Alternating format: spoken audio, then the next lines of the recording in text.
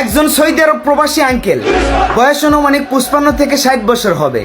সে Saudi আরবের মরুভূমির মাটিতে 30টা বছর রোদে পুড়ে নিরলসভাবে দেশের জন্য যুদ্ধ করে গেছে। উনি কিন্তু একজন রেমিটেন্স যোদ্ধা। উনি যখন সৌদি আরবের এয়ারপোর্ট ক্রস করেছে, ওনাকে সসম্মানে সৌদি আরবের এয়ারপোর্ট থেকে বিদায় দেওয়া হয়েছে। অথচ আমাদের নিজেদের দেশের এয়ারপোর্টে ওনাকে ন্যূনতম সম্মান জানিয়ে ওনার জিনিসপত্রগুলো কেয়ারিং করার জন্য একটা ট্রলি দেওয়া হয় নাই। উনি ওনার নিজের মাথায় করে ওই জিনিসপাতিগুলো কেয়ারিং করেছে। একবার ভাবুন, যে দেশের এয়ারপোর্টের কর্মচারীদেরকে আমরা কোটি কোটি টাকা স্যালারি দিয়ে থাকি, ওই দেশের এয়ারপোর্টের কর্মচারীরা প্রবাসীদেরকে ন্যূনতম সম্মান জানাতে পারে না।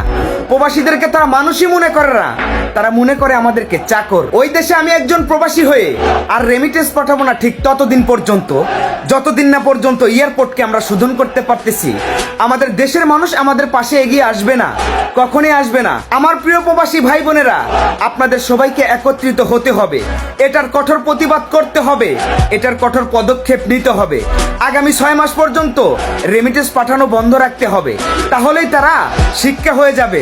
আগামীতে প্রবাসীদেরকে ঠিকই পাওয়া ধরবে আর আব্বা আব্বা করবে।